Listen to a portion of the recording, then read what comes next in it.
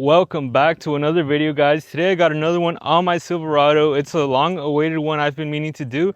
I'm finally doing the big brake upgrade. Now for this, I just put some calipers and some rotors and brake pads, of course, from a 2023 Silverado. One of them was from a Yukon and one of them from a Silverado, but it's the same spec, same thing. It was a really cool upgrade. A lot of stopping power now. That's because I have a lot more upgrades to my brake system, but I'll get into that later. Other than that though, let's get right into the video. Make sure you like. Let's try to get to 20 likes. Subscribe if you're new. Let's get into it.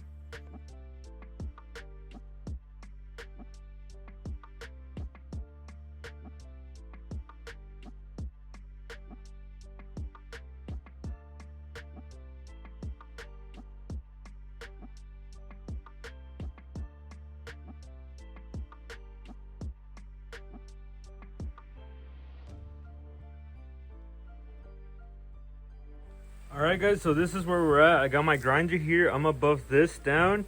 So I don't know if it will need it for my wheels exactly, but if I ever change up wheels, this thing will be down. If you ever have problems, this is going to be the only thing that should give problems. So I'm going to buff these two down like I said. And also it will make it look better. Like instead of having this bar right here sticking out, it'll make it look a little more flush. And since I will be painting these, I'm going to grind this down, scuff it up a little, throw some high heat primer, then my caliper paint. So I'm gonna start this process. I did put this to the side as I was finishing the bags on that truck, but that truck is completely done. So on to the next project and let's continue.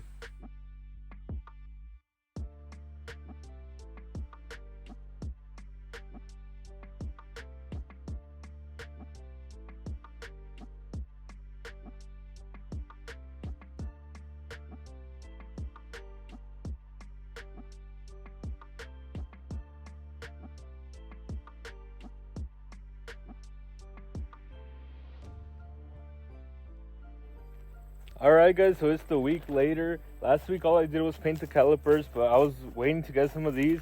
It's just new brake hoses. Does I need them? No, but I figure while I'm doing this, if I'm already gonna bleed the lines, I might as well just throw some of these on. But overall it should be a pretty quick project. That's why I wasn't really too rushed about it. It's late in the day now. I was watching the game. Steelers just lost. Canelo lost yesterday. Crazy weekend. Let's hope this project goes good, but other than that, I'm gonna take my truck out of this garage, put the Silverado inside, and get this going. Oh, and I have to take the tape off of the calipers that I painted, but that's a breeze.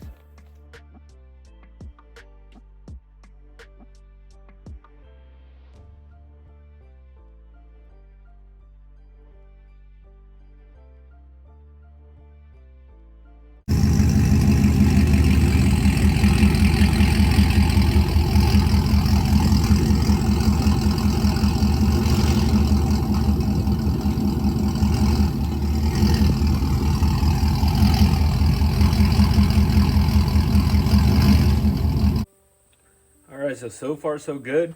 The two bolts that hold the caliper onto the spindle, two 18 millimeters, they came off pretty easy. Now I'm just going to switch out the rotor. Here's the one I got now. So as you can see, it's seen better days. Very rusted on the outside. The face, it would need resurfaced, or I wouldn't even reuse this, but I've had, when I did the back ones in May, by the way, new brake pads, new rotors. And I also painted the calipers back in May on the back side. And I've had the calipers. I've had the rotors. I bought the rotors for the front two when I did the back ones since May, like I said. And I've just had them back here in my garage. But now it's time to break them open and get them on. I will clean this up a little bit while I'm here. Why not?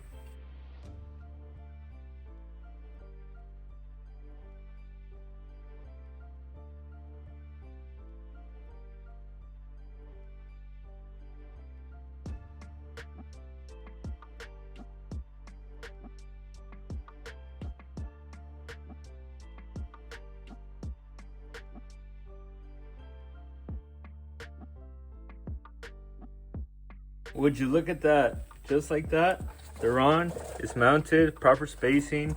You do have to use washers on these. So the ones that I use are some grade 8 1/2 inch. It comes with 16, and I did have to use 3 just on this side, 3 on the top, 3 on the bottom. I'll give you guys a closer look right now. But here's what I use exactly. I got these from Menards. Honestly forgot how much I paid, but there they are. All right, so hopefully you guys can see, I got 3 right here. Top bolt, 3 on top, and another 3 on the bottom. And that gives us our proper spacing we need. You see how we have spacing? All right, so I think the spacing looked a little off, well, because it's still not sitting flat. The wheel will make it sit right, but now you can see proper spacing between the caliper and the rotor, both on the bottom as well as the top. That's the purpose of the washers. Now some questions. I don't know if I'm supposed to get longer bolts for the top, but I haven't seen anyone mention it or anyone do it. This thing has been around since the 2019 came out. These are off of 2023, but like I said, it's been out since 2019. I also don't see people using the little bolt that goes here on the rotor, and I don't have one. Like I said, that top bolt, but everything looks good. Everything fastened down right. I used a generous amount of Loctite, so that should hold it down. Now next on my line. But first I'm gonna go eat really quick and then continue doing this.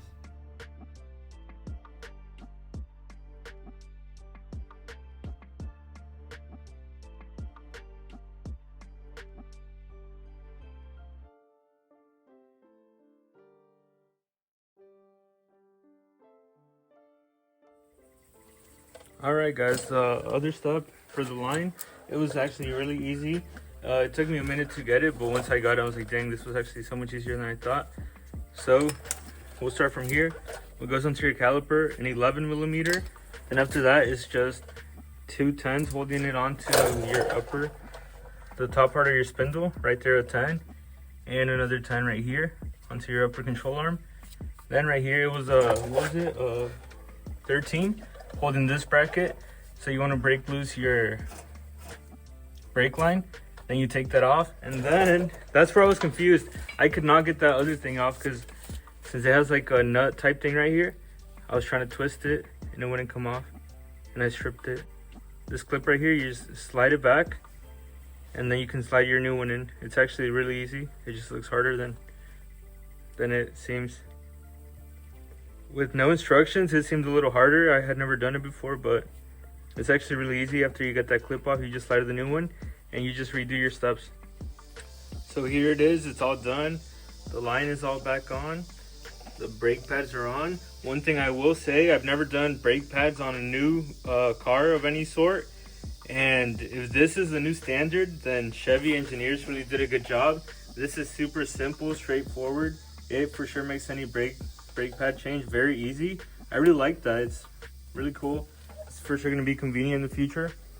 As for now, this is it. All that's left to do is to bleed the caliper and then test that there's no leaks anywhere. No leaking here at the caliper or over there at the new connections I did.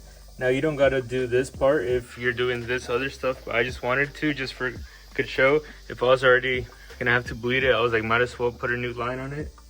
And there it is, guys. Check it out, guys. Talk about clearance. Check this out. So it clears, right? Look at that gap. You're like barely.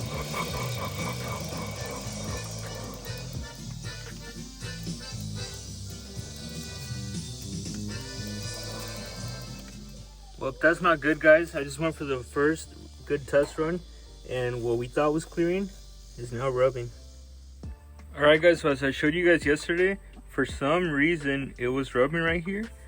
So when I had it up in the air and I spun it, there was no issues. It would spin freely, no problem. But I guess at some point the actual wheel started rubbing. Seemed like maybe more right here. Peeled all the paint off. But no worries, I did order this set yesterday. It's the Rough Country, and I mean, it's living up to Rough Country. It's supposed to be, it was honestly the best ones they had on Amazon. But look at it. It looks like these have been used and returned, or I don't even know, but they for sure do not look new. But I mean, they're intact, other than appearance wise, so I'm gonna use them. Other than that though, they're 1/4 inch, as you guys can see. Hopefully it clears and we should be good. So that 1/4 inch spacer definitely worked like it should. It did the trick, and now I have adequate spacing. So it's a lot more than I had before, as you guys can tell. Let's see if I can get a better shot. Let's see, right there, so much better already. Before you couldn't see that much gap, so even the truck's still lifted up right now, but even when I put it down on its own weight, and if it does settle a little closer, it still will not touch for anything. But as you can see, well, I mean, this is what it was before, right? But now it's just so much.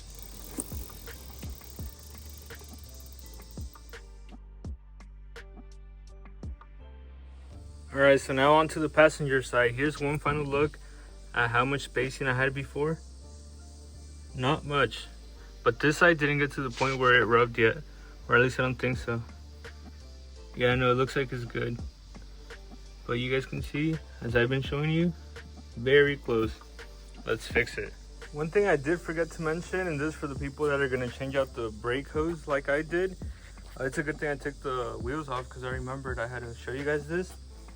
The hose right here, I put this side flat right here, as it looks like it's supposed to go, and it leaked. It did not make a proper seal, so on both sides I had to kind of angle it like this, and now it's perfect. No more leaks. It stopped. It took me a minute to realize that. As I was setting it all down, I had already started the bleeding process. One of the sides I came over and it had leaked a whole bunch. It was a continuous leak. It was just dripping so hard like a faucet. One little thing right here, this bowl broke on me, but I mean, it's just a bracket to hold this, so a couple of zip ties and that'll do it. Other than that though, let's get this on.